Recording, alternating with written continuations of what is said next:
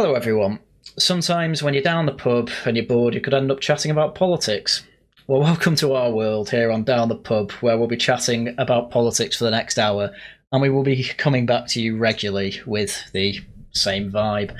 I'm Peter Simpson, the host of the Harry and Gladive channel, and have run this channel for 8 years with a good core audience and with 10,000 subs. And I'm here with my guest, Patrick Timms, who is the editor of the Wolves of Westminster, an independent journalist who has broken stories that have made a difference in the world of Westminster. Links to that will be below. So, hello, Patrick. Hello, Peter. How are you? I'm good, thank you. I'm good. So yeah, I suppose we'll start off with explaining why we decided to start the podcast. Basically, we got in contact with each other through DMs and things like that, started speaking to each other as well, found that we got on very well, talked about different things like politics, and yeah, had a bit of a pubby vibe between us where we just enjoyed shooting the breeze, really. And well, we thought it was good enough to record, I think is the best way to put it. Yeah, so we've got some conversations to be having at the moment this week, haven't we, after everything that's happened in the past couple of weeks? Yeah, definitely. Especially with God, you've got what? Trump visit, obviously the disaster with tragedy, I should say, unfortunately, with Charlie Kirk as well. That's been all over the news as well. Reform conference was big reshuffle that everyone forgets about. Mandy going, Raina going as well.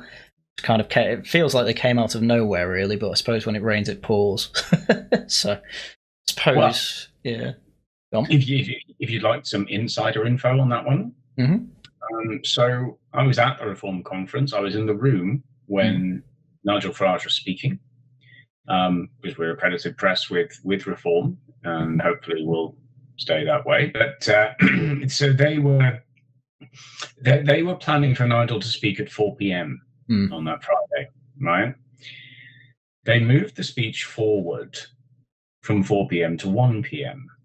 Now you can tell that somebody in the back room has been tasked with very hastily redacting that speech. But interestingly, what Nigel actually said was, oh, well, Angela Rayner, he's referring to, oh, well, she was the housing secretary for, until half an hour ago. But then she had to go because she, claimed £40,000 in council tax, right? Yeah. The trouble being, it wasn't council tax; it was stamp duty. So this tells us, and well, actually, before I say that, I will add that the BBC, when it was doing its live reporting, auto-corrected Nigel Farage to saying stamp duty, despite the fact that that's not what he said, and this was actually being broadcast. So this tells us several things. One, some speechwriter was rather harassed. Two, Nigel is not necessarily across the detail either. And three, the BBC has decided to cozy up to the party they probably think is going to form the next government. Well, yes, they're getting threatened with their licence fee, I suppose. Well, that's the kind of journalism that we do. So we don't have a go at people for the sake of it. We don't. But at the same time, what we will do is keep an eye on the detail and notice things that most people don't notice as to what's going on there. So that's a bit of an introduction to us. We've also been, we've been responsible for breaking several stories that have ended up being exclusives. We are responsible for the dismissal of a shadow minister. We have reported on plans by the trade unions that ended up, because we reported on them and also passed them via channels to government, that ended up keeping the schools open in the summer of 2020. We reported on massive electoral malpractice in 2019 during the election that ended up being reported to the Electoral Commission. We've done basically quite a lot of stuff. But nobody really knows that we've done it. But still, that's not the point. That's enough about us.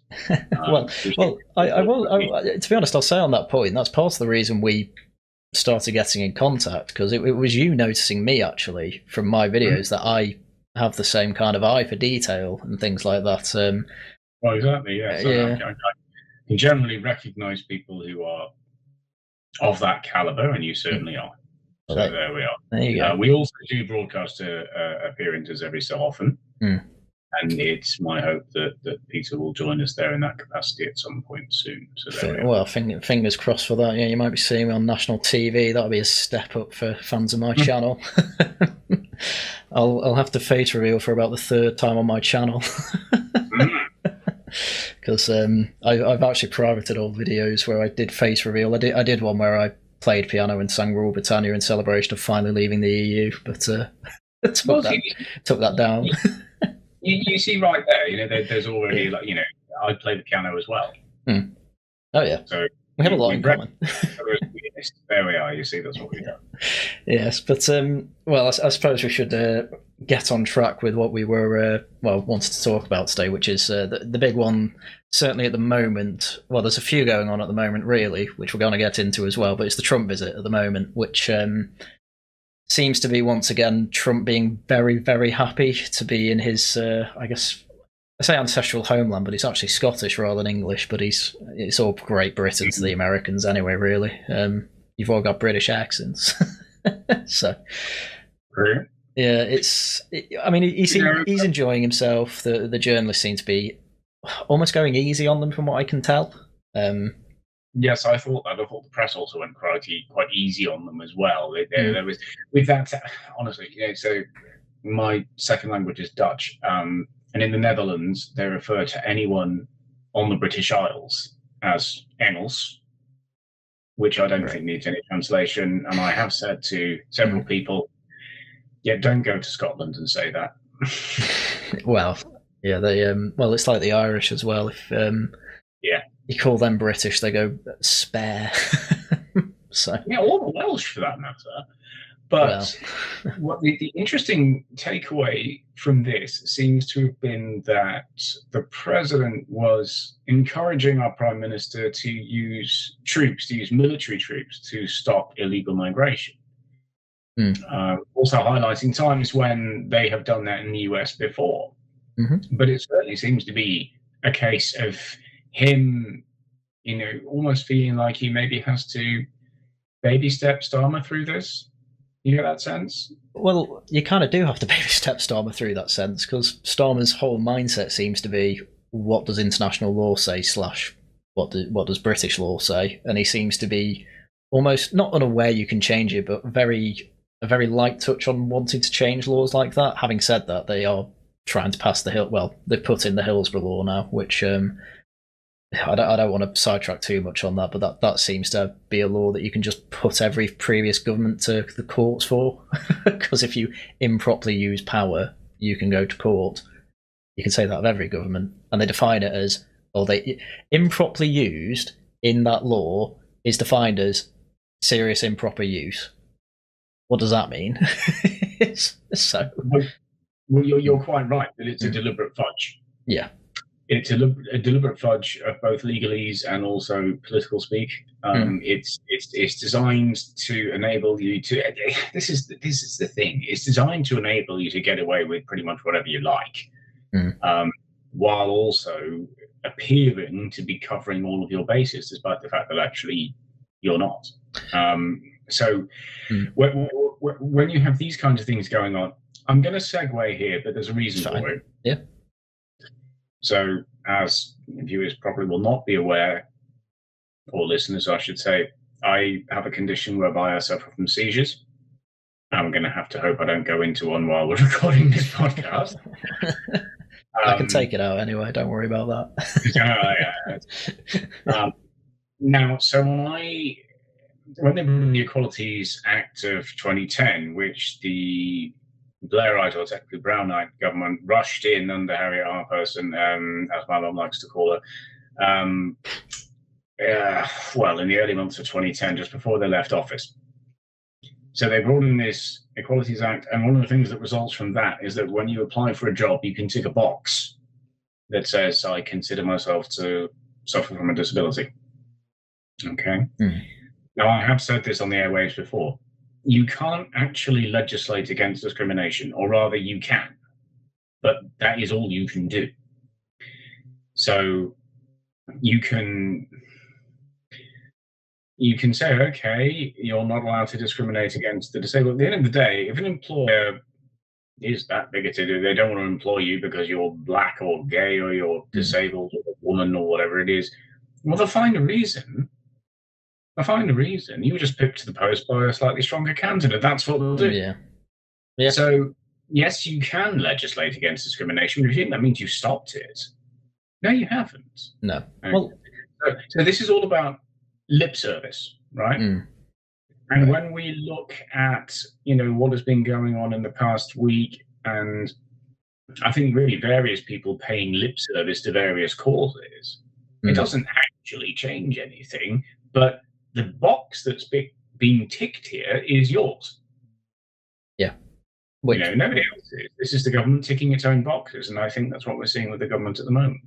Yeah, definitely. Well, and they're also paralysed, and they can't really. At least they're finally getting a box ticked. I'll put it that way, because they're paralysed on everything else from the looks of it. Well, apart from maybe assisted dying as well. But I mean, to me, the new legislation looked like it looks like the type of law that will come up again in future as a two-tier type thing, where it's never really applied to, say, Labour, but could be applied to Tories and possibly Reform, should we have the day where we get a Reform government. Fingers crossed for that, obviously. But yes, you have to guide Starmer as President Trump anyway. I don't know if Trump's necessarily worked out that Starmer's, from at least our perspective, is a bit of a robot. Well, he had to deal with Theresa May, so he should have some experience by now. But I think what he thinks he's doing is trying to guide Starmer through having to do this. Because I mean, what have we had today? I believe we've had the very first migrant sent back to France under the 1-in, 1-out scheme. After failing for 2 days in a row, yes. Yes. We got one back. That's a great achievement for this government. And then obviously you've got Operation Restoring Justice from Reform that's promising 600,000 in 5 years. A rate of one a day does not make 600,000. I don't think I have to... I think everyone can do quick arithmetic like that. Yeah, I looked into a bit of the details of that as well, especially Max Tempers on Twitter. He's he looks into this stuff quite well, because he was saying obviously the human rights lawyers and activist groups, all that, they found out which planes the migrants were going to go on. Obviously, a load of last minute, stop the plane. This guy's actually human trafficked. They all went on about an Eritrean man, which was really odd to me, because if you've had 2 days worth of people not being deported, how many people were actually on those planes? Because it can't just be one Eritrean man they tried to get rid of twice. So I don't know why he's focused on. But he was saying he's been trafficked, despite the fact he's been screened and never mentioned that he was trafficked before. He lived in Ethiopia for 20 years after leaving Eritrea, stayed there, said he got abuse, and then hopped around Europe effectively. And I'm thinking, if you're abused in Ethiopia, why wouldn't you leave earlier, would be my thought process. But either way, he got to stay. And so with this Indian man, I believe he's going over to France. Obviously, France is sending one back that's been vetted. But France, I believe, are planning to send him back to India, which then just begs the question, why couldn't we just deport him to India ourselves instead of still having one extra refugee that we don't necessarily want? I suppose at that point, the obvious, some refugees are welcome. But we obviously have far too many, and there's far too many illegals taking advantage, which is where the problem is. What you have going on here is people going through systems and processes. And the thing is, you try and get rid of one, all you'll do is replace it with another, a bit like civil servants. And, well, it's true. Yeah. And with this, it really is more a case of passing the buck, as far as I can see. It's now someone else's problem that they've got to deal with. Now, France, of course, have been somewhat belligerent about trying to make these arrivals our problem. They've already been their problem, but now they can hand off their problem to our problem, and now it's our problem. So I suppose if we deported back to France and they deported back to India, well, it's almost tit for tat, really, in that sense, isn't it? That we're sort of saying, okay, well, now he's your problem. You're going to have to deal with getting rid of him. In terms of why we can't just do that, it's a complicated one, and it comes down to various metrics under international law as to where exactly you can send someone, especially if you're a signatory to the European Convention on Human Rights. So that then just to pull up on that, France are in the ECHR. Yes, I know they do. So they're deporting him to India. So yeah. Well, again, you could even call this quite typical, really, of the sort of sibling rivalry that we have had with France for, well, most of the past 1,000 years. Oh, since time immemorial, yeah. Yeah, this is the thing. I mean, they don't like us and we don't like them, but this is like having a big brother or a younger brother or whatever, or a sister or something like that, that you don't really get on with, but at the same time, the day you'll be there for them, just as we were for them in the last war. Yeah. Oh yeah. We were there. It wasn't only us. It wasn't only us. It was the Americans as well. And people also forget the contribution that was made by the Indian Gurkhas, also by the Polish, and various other people who came over. I mean, a lot of the pilots in the Battle of Britain were Polish. Oh yeah. People forget about this. But what Britain has always been good at doing is cementing a community, an international community. And whether you call that the Commonwealth, Commonwealth or Commonwealth even, or the Empire, whatever you call it, it doesn't really matter. We've always been good at forging links. And why have we been good at that? Well, because we've been invaded that many times and we've been assimilated that many cultures. We certainly have. That we are naturally good at this. And most races in the world, I think, can't really... I say most races, most peoples in the world can't really claim that. The old-fashioned version of races. Well, I mean, even if you look at the US, they're an offshoot of us. Yeah. Oh yeah. There are brothers. That's basically what they are. Yeah. I love to confuse Americans, by the way, by saying who won the War of Independence, and they will always say, "Well, the Americans did." And I say, well, no, the British did. Because at that time, until the conclusion of war of independence, there were no Americans. Not true. No. Well, I think even at the time it was called the Civil War. Well, the point being that at the time, what happened was the Britons fought the Britons, and the Britons won. What a surprise. And then, so it always confuses the hell out of them.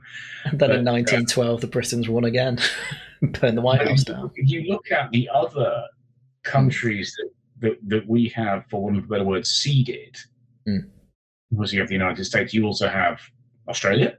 Yeah. I mean, what are they?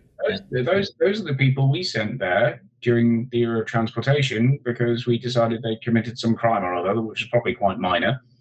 And if you look at what they've actually done in a totally non-native land, a totally alien land, well, they've built a fantastic civilization, and the same can be said of the United States, the world's biggest economy. Yeah, I mean, not that I want to segue onto this topic necessarily, but I'm a fan of Kanzuk.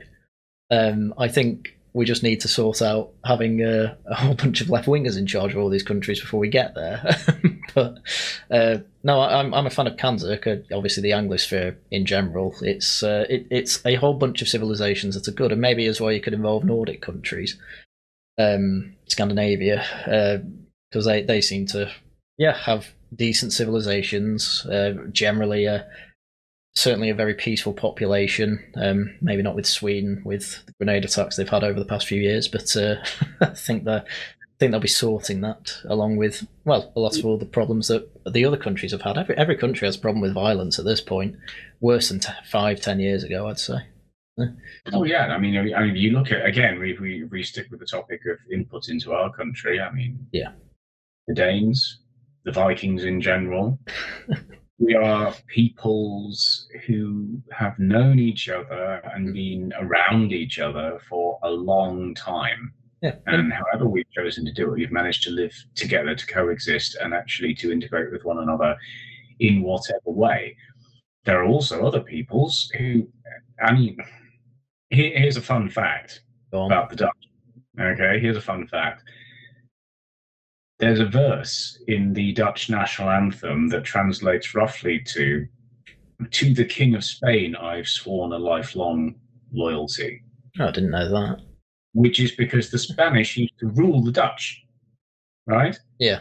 And it's still preserved there, just in the same way that in the sixth verse that we don't tend to sing now of the British national anthem.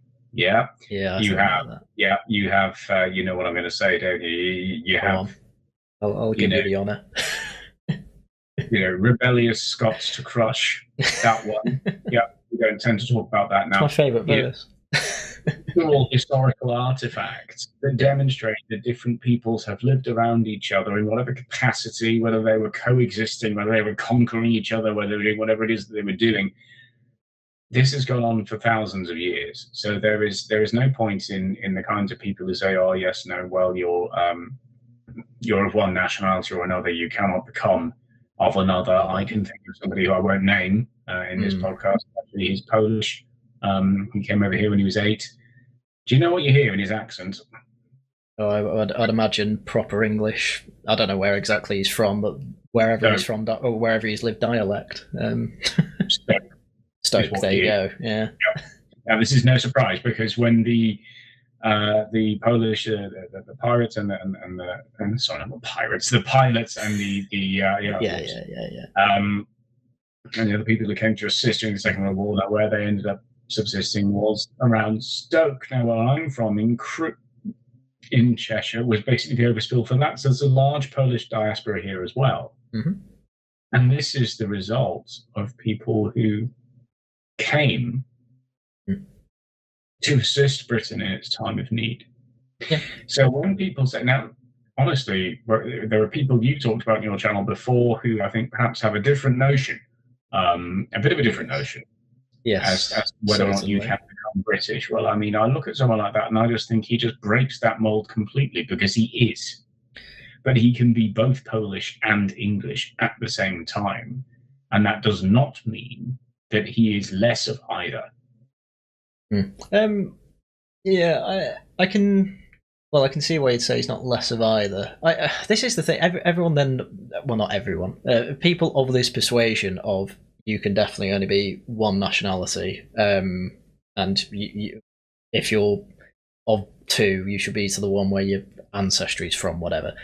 I just then think of someone like Disraeli's an example I always bring up. He is the pinnacle of British statesmanship, and he was from Italy, but I think he was a Sephardic Jew. He didn't actually have kids, but he did marry an English woman. He changed his name from Disraeli with a little accent between D and Israeli to just Disraeli. Baptized Anglican because I think his dad had a disagreement with the synagogue they went to, so converted to Christianity. And got to these people, is getting the Suez Canal a British achievement, or is it not? Because Disraeli got it on behalf of the British state. He also got Queen Victoria her title of Empress of India, and that was all because there was a bit of a scandal because I think one of her daughters was marrying a German king, and she'd be not empress, but a title above queen. So she wanted to be empress to make sure she's head of the family and has the highest ranking title there. And yeah, even the anecdote you have, there'll be pretty much everyone in 2025 will know someone that they consider fully integrated, even though they're part of a diaspora. And even skin colour doesn't really come into it much. And then you talk about deporting these people. I mean, honestly, who wants to deport Marcus Rashford? Crazy people, and that's pretty much it. But then obviously, because I cover a lot of Vox Pops for people who don't know, especially the Politics Joe ones, and whenever they're talking to people that say that Tommy March the other day, which is another thing we will kind of bring up, or even any, like the Epping protests and things like that, microphone in their face, and they just say, I want illegals gone, I want criminals gone. People do differentiate between legal and illegal. Skin colour doesn't even come into it, because most people in Britain, frankly, are not racists. No, of course they're not. Yeah. But this is the other thing. I mean, I think for me, the distinction is saying, look, if you've come into this country illegally, what you've shown already, what you demonstrated is that, I mean, you already don't have any respect for our laws, and that was just to get here. Yeah. So what are you going to do when you do get here? You know, well, quite frankly, what is there any reason for us to trust you? Or there isn't. And there's a lot of people who don't really seem to understand that is a distinction. It's sort of like, you know, you're not supposed to be here. So why are you here? And now that you are here, well, if you didn't care about breaking the law to get into this country, what will you do when you are here? And why should anyone take a particularly favorable opinion on you? If you were in a safe country before, which you were, you know, and now you're here, what are people supposed to think about what you're going to do when you do get here? So it's a reasonable question for people to have, and we should note that there have been protests in regions covered by various different local authorities around the country as to why this hotel has opened up, why it's been repurposed. What I want to know, quite frankly, because this doesn't seem to be discussed in mainstream media, is what happens when a premises that already existed is now being repurposed for this purpose. I mean, what do the owners get? Do they get a buy-off? You know, do they get compensation? I don't know how that works. Do you know how that works? I think they're basically subcontracted by the government. There was a guy on TikTok who's got a big portfolio of a load of HMOs and things like that, but he also owns hotels. And he basically said, I was offered this much money by the government to house people in hotels. And I don't think it was that much higher than market rate.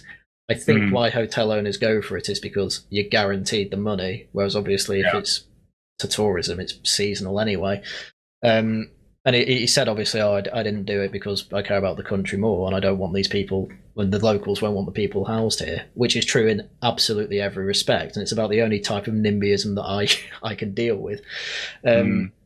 And I mean, that was the interesting thing with Epping. That hotel was being put under the injunction that's obviously been overturned now, based on a NIMBY law of planning didn't allow it. But then it was overturned, so now they're staying in there until it can be overturned again, because I think they're still looking into whether the planning can be actually passed through or not, which obviously the Home Office are going to push. And while all that's happening, they're celebrating one man being deported. And I was going to say as well, actually, before you mentioned they come from a safe country, well, the Eritrean man, they were saying he'd be destitute over in France. So if you can't even deport someone to France, he's got 14 days for this to go through. If that actually goes through, we've basically got open borders on the channel. You can't deport them to France. You can't deport them anywhere.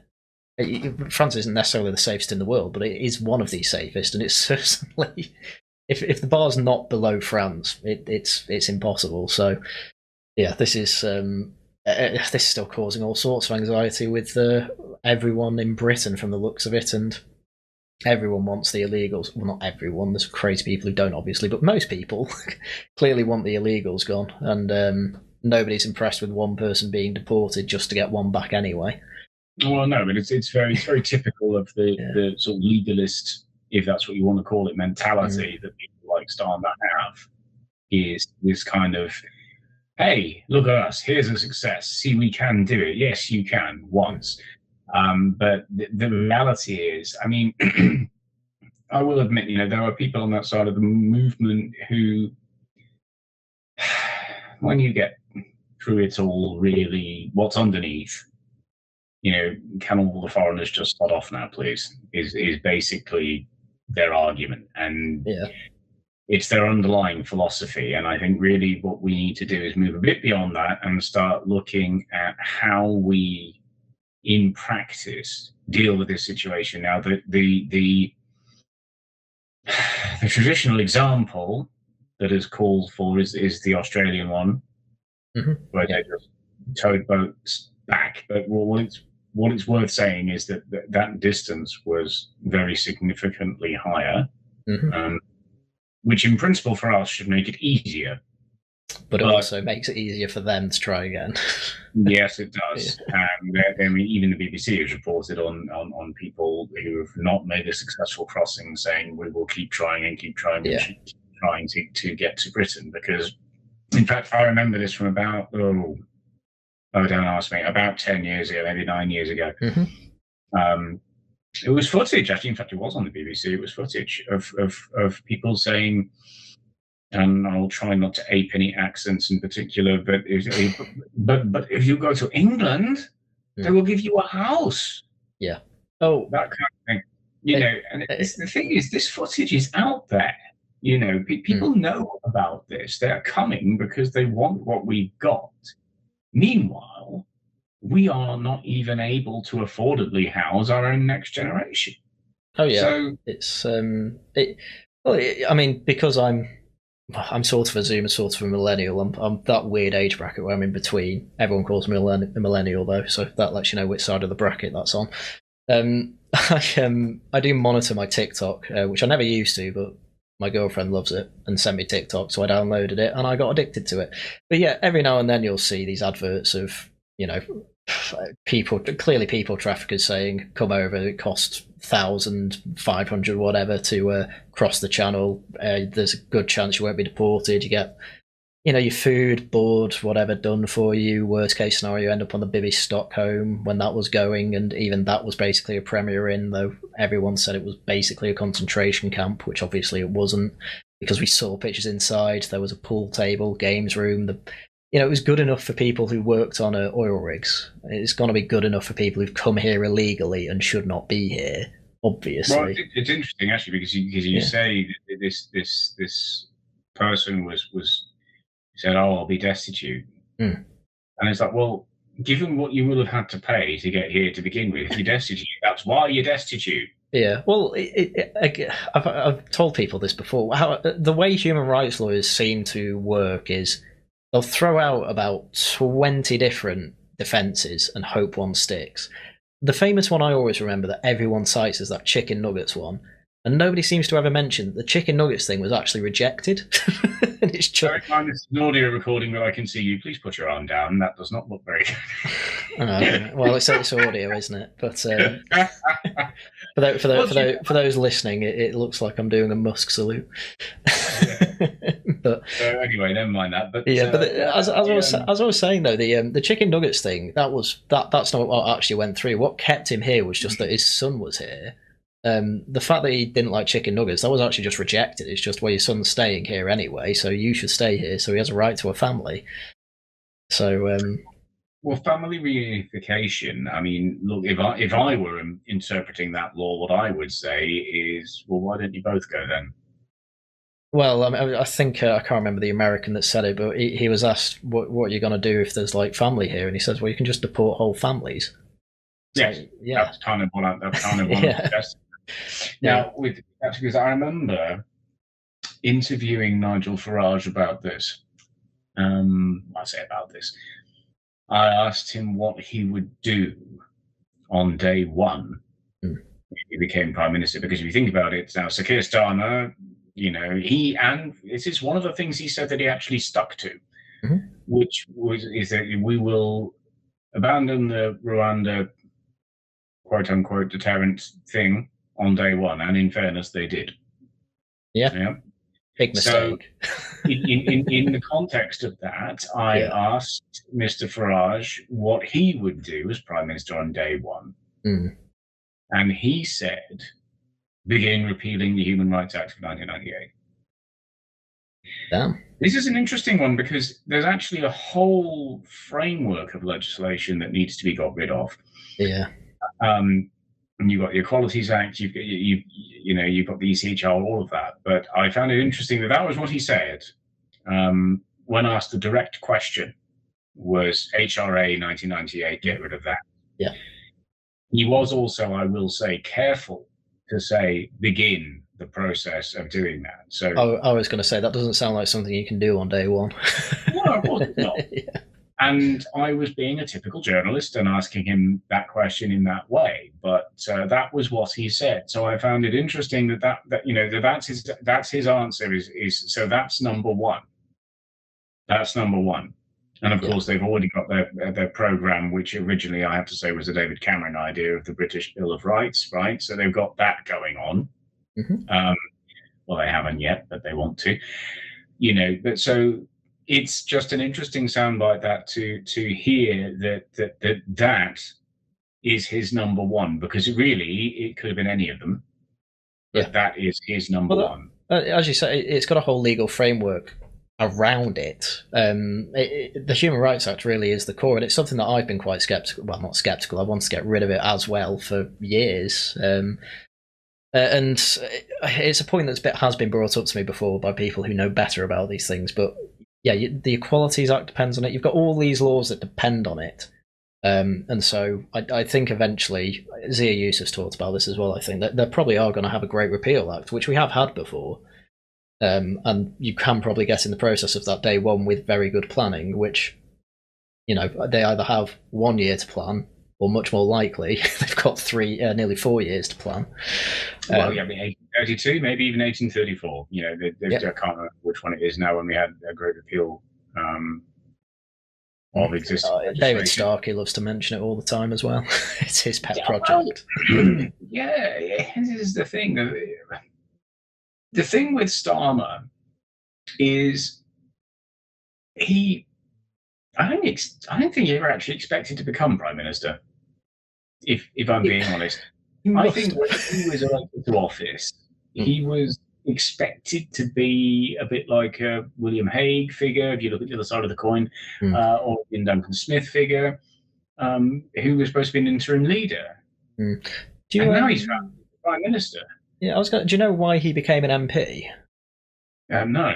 He was asked by Ed Miliband to become an MP so that he could get a fast track to Attorney General, because obviously of his past in the CPS, head of CPS and head of prosecutions or whatever it was. So he was supposed to be there really as the government's lawyer, and there's basically no one else with talent in the Labour Party, more or less. So he was the only one who really didn't embarrass himself on camera too often. So, well, and he was the chief of prosecutions, and indeed, my mother, who's been a clinical psychologist for about 40 years now, she worked alongside Starmer in family law cases. Now, what's supposed to happen there is the whole team comes together. It's what you call the team around the child.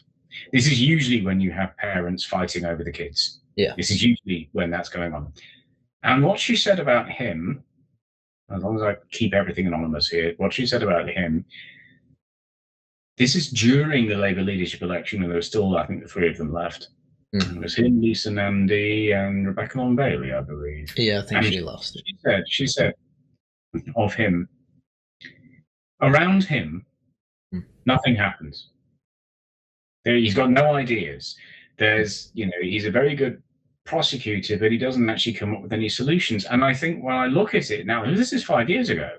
Yeah, he hadn't even been elected leader yet. And when I look at it now, well, I think she was right. Yeah. To be honest, how often does a young bloke say his mum was right? But there we are. No. I am saying that. I just want to jump in on that, and my mum might listen to this, and I just want to say, yes, Mum, you're right quite a lot of the time, just so you know. Well, there we are. We just don't admit it at the time, do we? But no, I mean, I said to her the other day, this is going off topic, so we'll keep it brief. I mean, because I've got an appointment, I have a condition that causes me to suffer from seizures, as I've said, and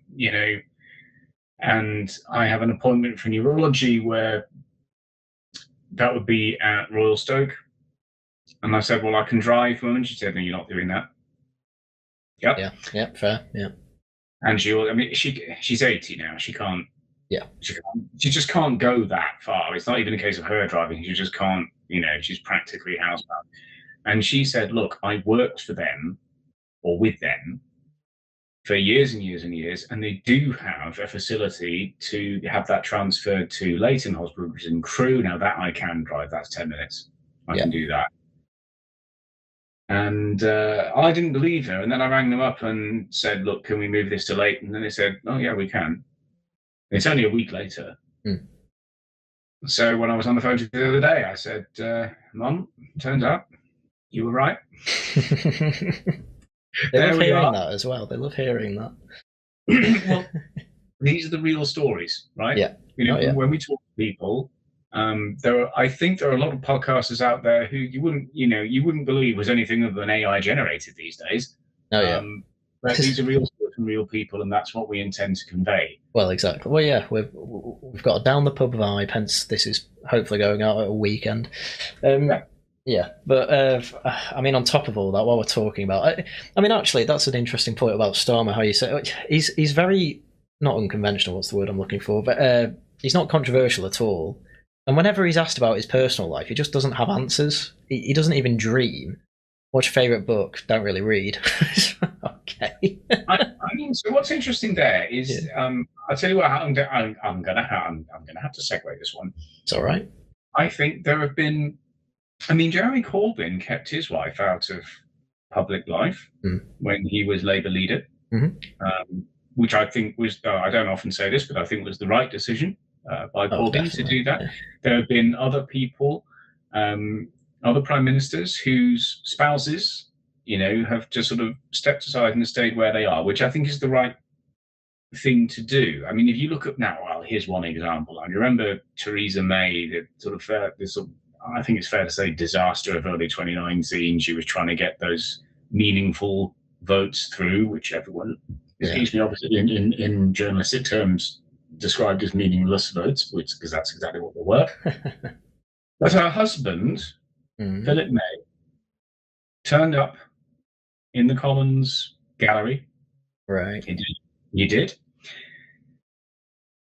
I think just to support her going through that. And of course, it never worked, but that's, and the media, the mainstream media, some of them were really quite scathing about this. And I've been subsequently scathing about that because all I will say to you, go on, Peter, is what manner of country are we living in when the husband cannot support his wife? Without having that dragged through the mud as well. Yeah. I completely disapproved of the way that some of them covered that. She needs him there to. The media went mad in 2019, so I don't remember them going on about that, but I can imagine them doing it. But also, I'm thinking back to reading Margaret Thatcher's biography by I can't remember if he's a sir actually, by Charles Moore, and it's quite funny hearing about her on leadership bids and what have you, and doing the campaigning because Dennis was always there. And there's even points where he'd basically say, right, you've been on stage for too long, time for bed, woman. And just say that, but apparently that was quite common. And the media didn't really have a go at her for that. They were just calling her a milk snatcher, even though she was just expanding Labour policy. Yeah, times have changed, haven't they? And I think it's good. I mean, that was 40 years ago. It's time to.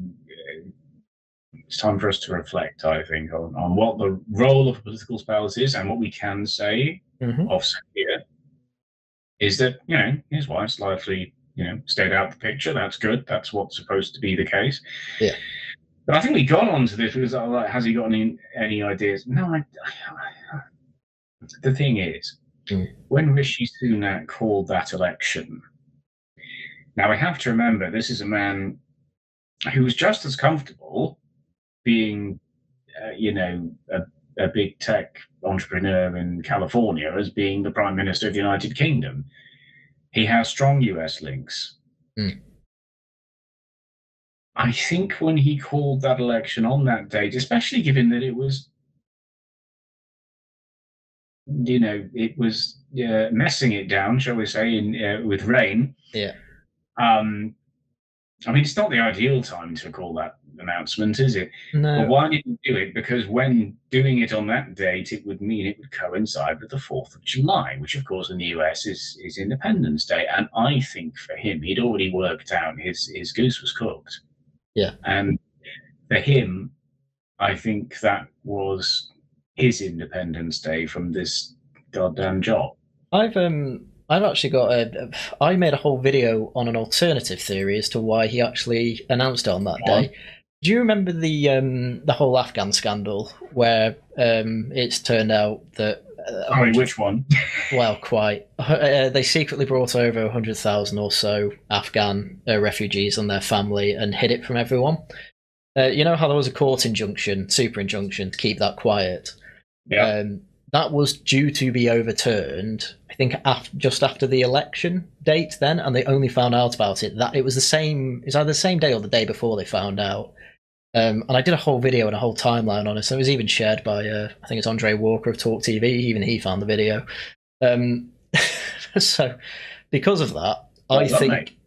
Thank you. I think he panicked, Rishi and the team did, because even the cabinet didn't know about this. They didn't know the snap election was being called, to try and get the Tories effectively vote, to basically save seats for the Tory party. Because if that Afghan scandal did come out, luckily they managed to get the super injunction pushed back till, whenever it came out this year. But they didn't know that at the time, so we just went, right, got to have a snap election. They'll find out about that after. At least we'll have the seats. And then obviously I don't think the Rwanda plan was actually going to work out properly either, because I don't think they were going to win those court cases either. So that's been my theory that I've been quite convinced by, not just because I, with help of other people I know, put that timeline together. So it could be a mixture of all these things, because Starmer can't be happy in the position either. Everyone says it. So they do. I mean, but see, this is why. And if we're being honest, and I hope you agree with me on this one, this is why we're doing this podcast. This is why we have. This is why you have your channel. This is why I have my platform. Is that we do offer different theories, independent theories. We don't profess to know everything, but we, but what we can do is do a bit of independent thinking, shall we say, as to why things are going on that might be going on. I'm going to, at this point, if you don't mind, Peter, I'm going to just talk a little bit about Wolves, about what we do. That's fine. Yeah. Okay. Yeah. So we are an independent political news, comment, and analysis platform. Do you know, analysis is the most tricky category. It really is. Now, news, you can only report the facts. Opinion, you can say what you like. Analysis is about saying, why do we think what has happened has happened? So it is our opinion as to why what has happened. But what we're not going to do is tell you how to think about it. Or rather, we're not going to tell you what to think about it. Yeah.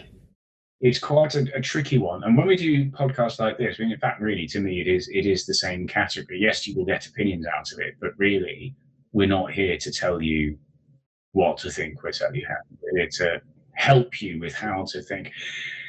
We have also, I go on the television quite regularly for media commentary, and I was on the radio last week, actually, owing to the tragic murder of Charlie Kirk, which we should come on to in just a moment. But there are people who've written for us who've actually now gone on to work for the Times. Sorry, not the Times. No. Get it right. Not the Times, the Express, the Sun, even think tanks like the TPA, that sort of thing. And they've done that by using their Wolves portfolio to demonstrate their journalistic capacity. So that's us.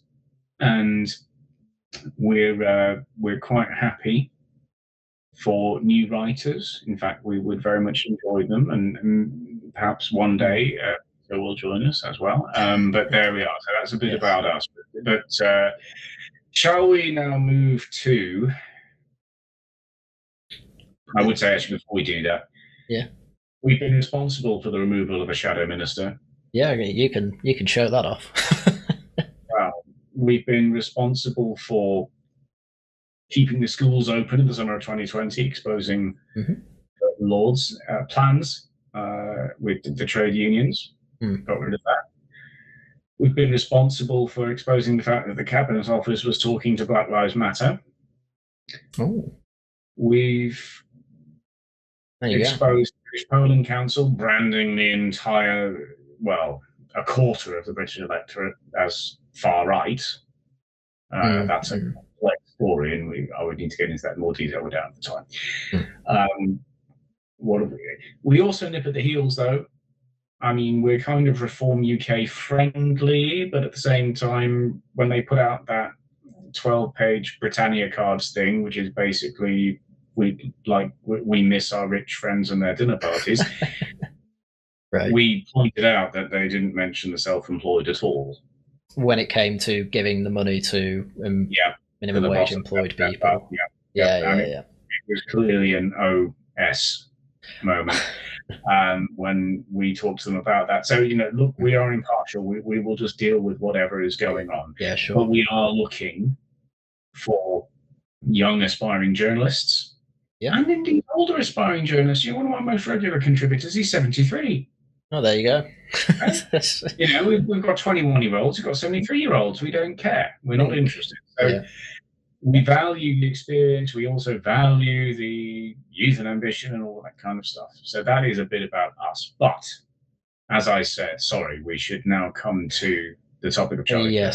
Not got too long left, but we definitely with Charlie Kirk, because I'll say from my perspective, he's a bit past my time, I'll put it that way, because I got into the whole debate me bro side of things, which Charlie Kirk, obviously that was his bread and butter. That's what he was well known for. But I only really saw that from Ben Shapiro, and I knew of Charlie Kirk being the future of that, really. And obviously I watched a bit of I watched clips of him at the Oxford Union, and it's like, he's owning idiot leftists, the type of people that are going to want to talk to him there. It's a bit like a Jubilee video where it's 20 leftist versus conservative. But it's quite embarrassing that from the Oxford Union. But, he held his own there, which you'd expect, given he's done that for 10 years. And then I, unfortunately, I think I was playing games on one monitor and had Twitter open on another. And unfortunately, it just floods with the images and videos. And it was basically unavoidable. Well, it was avoidable. I could have turned off Twitter, but it's hard to do that, really, especially when you like us and you want to keep up to date with these things. And it was a really, really sad passing. It really, really tragic. I believe you actually have met him before as well. Yes, I have. I wouldn't say he and I knew each other well, but we were friends. I met him 6 years ago at a dinner. And as I said on both, I think, of the couple of media appearances that I've done on this, what has happened here is that a man has lost his life, a wife has lost her husband, and 2 children will now grow up without a father. Now, another friend of mine is another wolf. That's the good thing about wolves. You get a singular demonym. Everyone is a wolf. But another wolf said to me, he should get the Medal of Honor. Oh. And I thought, well, it's interesting because they don't have the honor system that we have. The knighthoods and peerages. They don't do that, no. But they do have various medals, just as we have. And my friend said to me, you should get the Medal of Honor. And I said to him, bearing in mind, I've been roped in very quickly to act as a spokesman. I haven't actually done much. I used to work for Turning Point. I was on a retainer for them for a couple of years. But I haven't been roped in until quite recently, and suddenly I had to be a spokesman. I don't resent it. I was doing my best by Charlie. Right? That is the thing to bear in mind. I was doing my best by Charlie as much as I could. He said he should get the Medal of Honor, and I said he should probably get the medal for getting shot for what you believe in. Well, if that's the Medal of Honor, fair enough. I don't know how the American honor medal system, I should say, works, but I should say my language was emotive. Yes, I can imagine. It's just a crazy thing. The only way I can describe him to people is he was just a guy who wanted to talk. And yes, he was right-wing and an evangelical Christian American. He might have even been a young Earth creationist. I don't really care. He was a man who all he advocated was talk through the problems, have open discussion, and a lunatic with possibly a little bit of a terrorist cell. I believe they're going after Antifa now. Yeah, murdered him. In cold blood. What else can it be? Shot in a cowardly way as well, 130 meters away. Wouldn't have even seen his eyes. Yeah. I did say this live that we are clear in our use of language. He was murdered. Yeah. He was assassinated. Okay. The reason I drew that distinction was because I recall that 9 years ago, the BBC, and I'm not blaming the BBC, they had their own editorial guidance to follow, kept referring to the killed MP, Joe Cox. Okay. And I mean, almost at a personal level, I kind of objected to this. I understand why they did it, because there hadn't been a trial yet. Yeah. So from their editorial perspective, you couldn't use the word murdered. But let us be clear. She was murdered. Yep. Charlie Kirk was also murdered. Yep. And I'm sorry, I'm slightly emotional, but no, it's understandable. We are clear. We are clear at Turning Point that actually, I'm not really in the fold at the moment. I won't go back to it now. They need some more people, but we are clear. He was murdered. And that's something that we need to emphasize when we talk about this. There will, by the way, be a vigil on September the 21st, or actually there was a vigil on the 12th. There will now be a rally, I believe, on this 21st. Okay. In London, if people want to come, if they want to look at the website, they can find that detail. So that is there. But yes, he was a friend, and he was murdered. It's a tragedy, and I mean, obviously, I didn't know him at all. I never met him, so there's no way I can have the same emotional response. But it makes sense, and there's plenty of people who've had an emotional response. And just to touch upon it at the end here as well, it's important to remember that, because there's still a lot of people dehumanizing him. I've seen clips I've seen memorials of his destroyed by lunatics yet again, and political polarization, obviously that's what this all comes down to. It seems to me much worse in America, at least, but over here it's not too much better, but not well, it's not. When you think about it, obviously we had Joe Cox. Yeah. We also had Sir David Amos. He deserves a mention. Yeah, of course, yeah. Again, brutally murdered. Yeah. And when we find that people who are unable to agree with each other think that the best idea is to just kill them, well, I think we're ranging into mental illness at this point. And the thing to say about Charlie is that, why did he found Turning Point in 2012 over in the USA to begin with? Because he believed that wars should be won with words and not weapons. And then what is the irony? A weapon used to kill him, to murder him. And there we are. So these people, all of them, I mean, I imagine Joe Cox and Sir David Amos will have had rather different politics, but being in two different parties. But we need to stop this, man. We need to stop this. I do agree. I mean, I mean, I'm nearly 30. I'll put it that way. When I've been politically aware, which really my big entry into politics was learning about Brexit, I've kind of only know ridiculously polarized politics. And the thing is, I always thought there's no way that could have been true in the past, but then you read Margaret Thatcher's biography and it's like, no, kinda. It always was like that. They got bombed in Brighton, for instance, and that was with the Irish. It's certainly something that's got to be cooled down. I think it's unrealistic to say it's gone forever, because one, you're always going to have lunatics. Two, you're always going to have ideologies that find it acceptable to kill. And just to touch on this, because we don't have long left, but also the reason I think America's worse is because they frankly have people who will have inspired this kid who are just on Twitch. You know, I don't know if you'll know the names, but Hassan Piker, Vorsh, they're a couple of big. They call themselves, I don't even think they call themselves this actually, but they are socialist, communist really channels. And Hassan Piker has an awful lot of clips of him saying America deserved 9/11, kill people in Minecraft, lol. And it's definitely radicalised people. And over here as well, as I keep having to tell people, you've not got this Zoomer right-wing vanguard. 10% of Zoomers vote Reform. Everyone else votes a left-wing party. And barely any of them vote. The rest of them are just normal people that don't care. But that's the problem. The people who are into politics largely are left-wing, and largely that, not to say the right wing doesn't dehumanise people, but it's definitely a one-sided issue in terms of 80% of the problem is that side.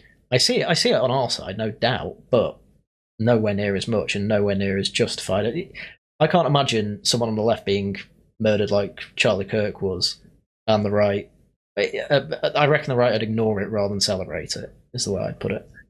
Well, what I will say as we wrap up now is that politics is basically the human condition on steroids. Mm-hmm. Okay? Mm-hmm. That's what it is. It's not it's not something that actually deviates from normal levels of humanity. It's more the fact that you have fewer limitations on the things that you can do, when you have that level of reach, when you can reach that many people. Plus, you have to kind of think about the kinds of people that politics attracts. That's not to say everybody. Yeah.